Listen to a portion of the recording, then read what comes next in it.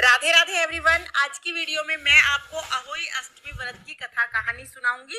तो कथा कहानी सुनने के लिए हम गणेश जी को, अहोई माता को तिलक कर देंगे। जो भी कथा सुन रहे हैं सबको तिलक करेंगे। उसके बाद अपने हाथों में गेहूं के दाने या चावल के दाने लेकर हम अहोई अष्टमी व्रत की कथा सुनेंगे। तो चलिए अब मैं अहोई अष्टमी की व्रत कथा शुरू करती हूँ। एक बार एक गांव में एक साहूकार रहता था। साहूकार के 5 बेटे और एक बेटी थी।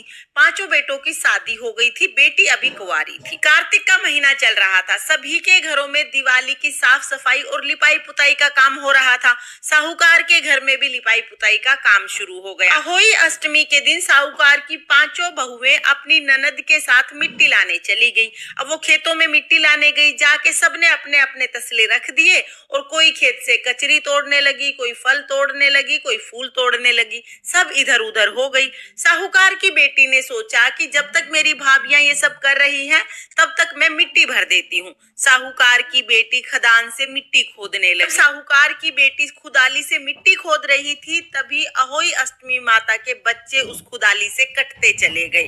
जब 7 बच्चे कट गए तो अहोई अष्टमी माता हाहाकार करती हुई प्रकट हुई। अहोई अष्टमी माता का ये रूप देखे साहूकार की बेटी डर गई और जोर जोर से रोने लगी। उसकी भाभियां भी वहां पे आ गई। अहोई अष्टमी माता ने कहा, तुमने मेरे सारे बच्चों को काट दिया है, मैं तुम्हारी गोद लूंगी। अब ये सुन के साहूकार की सारी बहुएं डर गई। साहूकार की बहुओं ने कहा कि अगर आपने इसकी गोद ले ली तो हमारी सासू माँ हमें अपने घर में नहीं घुसने देंगी, वो घर से निकाल देंगी। अहोई अष्टमी माता बोली, इसने मेरे बच्चों को काटा है, गोद तो मुझे जरूर चाहिए। अगर इसकी गोद नहीं देना चाहते तो तुम अपने में से किसी की गोद दे दो। सारी बहुओं ने अपनी गोद देने से मना कर दिया।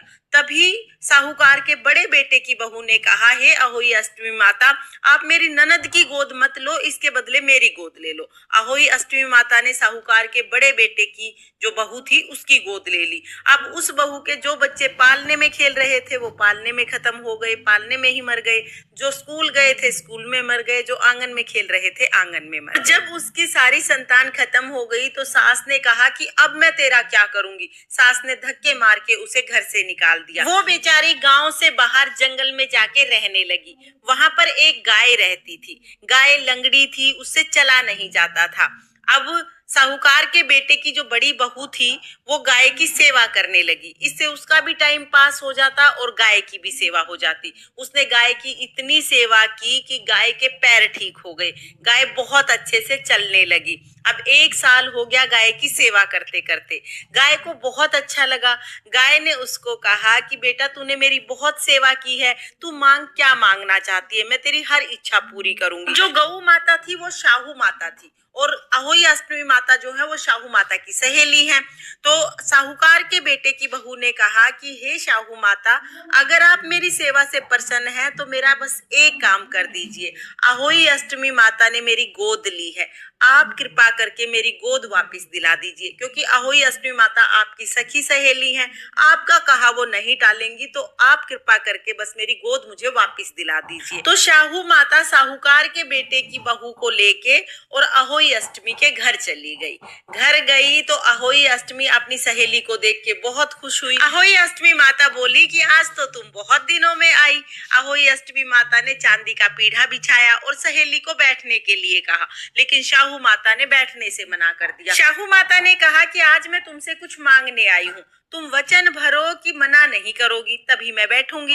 अहोई अष्टमी माता बोली कि 1 वचन 2 वचन, तीसरे वचन को ऊकूं तो खड़ी नरक में सूकूं।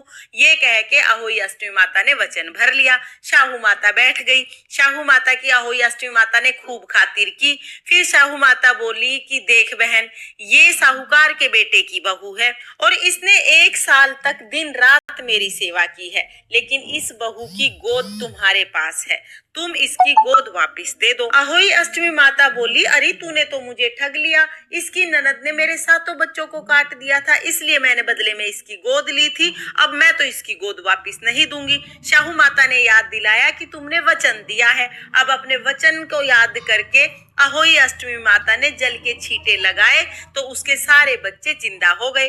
अहोई अष्टमी माता ने उसकी गोद वापस दे दी। उस बहू के तो सारे बच्चे जिंदा हो गए। जो पालने में थे वो पालने में रोने लगे, कोई आंगन में खेलने लगा, कोई स्कूल से वापस आ रहा था। अहोई अष्टमी माता ने उसके सारे बच्चों को जिंदा कर दिया। शाहू माता बोली कि इसकी गोद तो तुमने वापस दे दी, लेकिन ये रहेंगे कहाँ? तब अहोई अष्टमी माता ने अपनी चुटली उंगली से छींटे लगाए और दूसरे वचन में जहां पर वो रहती थी जिस जंगल में, वहीं पर एक बड़ा सा महल बन गया। फिर शाहू माता बोली कि अब ये खाएंगे क्या?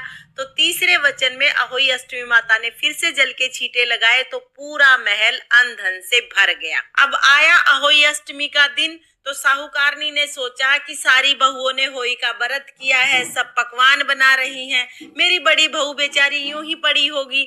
तो उसने अपनी नौकरानी को कहा कि ये थोड़े से पकवान बड़ी बहू को दे आ, भूखी प्यासी पड़ी होगी, वो भी बेचारी खा लेगी। नौकरानी पकवान लेके जंगल की तरफ गई और जाकर देखा कि जिस झोपड़े में बड़ी बहू रहती थी उस झोपड़े की जगह तो बहुत बड़ा महल बन गया है। बड़ी बहू पूड़े उतार रही है, बच्चे आंगन में खेल रहे हैं, बहू कंडवारे बांट रही है। नौकरानी भागी भागी साहूकारनी के पास आई और आके बोली कि तुम्हारी बहू तो कंडवारे बांट रही है। अब साहूकारनी बोली कि ये दोरानी जिठानी बोली मारेंगी, इस वजह से तो मैंने उसको बिचारी को घर से निकाला था। ये तो दोरानी जिठानी है इसलिए बोली मारे, तू तो पैसों की खरीदी हुई है, तू भी क्यों बोली मारे? नौकरानी बोली ना माँ जी, मैं बोली नहीं मार रही, मैं बिल्कुल सच सच बता रही हूँ। आपकी बहू तो पूड़े उतार के कंडवारे बांट रही है और बच्चे आंगन में खेल रहे हैं। सास तो भागी भागी गई, जाके अपने पोते पोतियों को गले लगा लिया और बोली कि बहू क्या जादू टोना करा, ये सब कुछ कैसे हो गया? बड़ी बहू बोली माँ जी मैंने तो कोई जादू टोना नहीं किया, मैं तो गौ माता की सेवा करा करती। गौ माता की सहेली है अहोई अष्टमी माता, गौ माता ने अपनी सहेली से कह के मेरी कोख वापस दिला दी। आपने तो मेरे को घर से निकाल दिया था, पर गौ माता ने और अहोई अष्टमी माता ने मेरे पे कृपा कर दी और मेरी कोख वापस दे दी। साहूकारनी बोली बेटा मैंने तेरे को इसलिए घर से निकाला था, अगर तू घर रहती तो दोरानी जिठानी ताने मारती रहती, तेरा जीना मुश्किल हो जाता, इसलिए मैंने तेरे को घर से निकाल दिया था। अब सास ने तो झट से बहू को अपने गले से लगा लिया, बहू ने भी अपनी सास के पैर छुए, बाएं ना दिया। दोनों सास बहू ने मिलके खूब कंडवारा बांटा।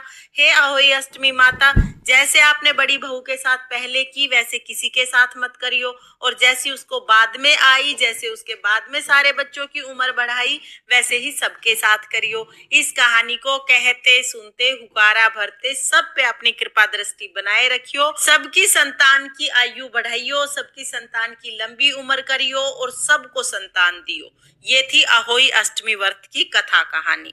अब हम एक गणेश जी की कहानी और सुनेंगे। तो चलिए अब मैं आपको गणेश जी की कहानी सुना देती हूँ। एक बार एक गांव में एक बुढ़िया रहती थी। बुढ़िया रोजाना गणेश जी की पूजा करती थी। रोजाना मिट्टी के गणेश जी बनाती, रोजाना गल जाते, फिर बनाती फिर गल जाते। अब बुढ़िया के घर के सामने एक सेठ की हवेली बन रही थी। बुढ़िया ने जाके कारीगर से कहा कारीगर भाई मेरे लिए पत्थर के गणेश जी बना दो। कारीगर बोला माँ जी जितनी देर में तुम्हारे गणेश जी बनाएंगे उतनी देर में तो हमारी दीवार बन जाएगी, हमारे पास समय नहीं है, आप किसी और से बनवा लो। बुढ़िया को बहुत बुरा लगा। बुढ़िया ने मन में सोचा भगवान करे तुम्हारी दीवार टेढ़ी हो जाए। ये सोच के बुढ़िया अपने घर आ गई। अब गणेश जी तो सारी बात सुन ही रहे थे। जैसे ही कारीगर दीवार बनाए दीवार टेढ़ी हो जाए, फिर से गिरा के दोबारा दीवार बनाए, दोबारा फिर टेढ़ी हो जाए। ऐसे ही दीवार को बनाने गिराने में सुबह से शाम हो गई। शाम को सेठ जी आए। सेठ जी ने कहा कि आज कोई काम नहीं किया है? तो कारीगर बोले काम तो सेठ जी बहुत कर रहे हैं, लेकिन दीवार टेढ़ी हो जाती है, फिर गिरा के दोबारा बनाते हैं तो दोबारा फिर से टेढ़ी हो जाती है। फिर कारीगर ने बुढ़िया के आने की सारी बात सेठ जी को बताई। सेठ जी ने कहा मुझे बुढ़िया के पास लेके चलो। कारीगर सेठ जी को बुढ़िया के पास लेके गए। बुढ़िया के पास जाके सेठ जी ने कहा हे बूढ़ी माई, हम आपके पत्थर के नहीं सोने के गणेश जी बनवा देंगे, आप हमारी दीवार सीधी करा दो। गणेश जी तो सारी बात सुनी रहे थे। जैसे ही सेठ जी ने ये बात कही गणेश जी ने दीवार सीधी कर दी। सेठ जी ने भी बुढ़िया को सोने के गणेश जी घड़ा के दिए। हे गणेश जी महाराज, जैसे आपने साहूकार की दीवार सीधी विधि की, वैसे ही सबके सब काम सीधे करना, और जैसे आपने बुढ़िया की मनोकामना पूरी की वैसे ही सबकी सब मनोकामनाएं पूर्ण करना। ये थी गणेश जी की कहानी। इस तरह से हमारी अहोई अष्टमी व्रत की कहानी पूर्ण होती है। हे अहोई अष्टमी माता, इस कहानी को कहते सुनते हुकारा भरते सबकी संतान को लंबी उम्र देना और सबको संतान देना। जय हो अहोई अष्टमी माता की। तो इस तरह से हम अहोई अष्टमी की व्रत कथा सुनेंगे। कथा सुनने के बाद जो हमने हाथ में गेहूं के दाने लिए हैं, इनमें से थोड़े से दाने गणेश जी को, अहोई अष्टमी माता को और शाहू माता को समर्पित कर देंगे। थोड़े दाने हम जल के लोटे में डाल देंगे और फिर हम सूर्य देवता को अर्घ दे देंगे। देखिए, अगर आप आधे दिन का व्रत करते हैं, कहानी तक का ही व्रत करते हैं, तो फिर जितने भी गेहूं के दाने हाथ में हैं उन सब से हम सूर्य देवता को अर्घ दे देंगे। और अगर आप रात को तारे देख के व्रत खोलते हैं तो फिर आप आधे गेहूं के दाने अपने पल्लू में बांध लेना। रात को जब तारे निकलेंगे तो 1 लोटा जल लेकर ये कहानी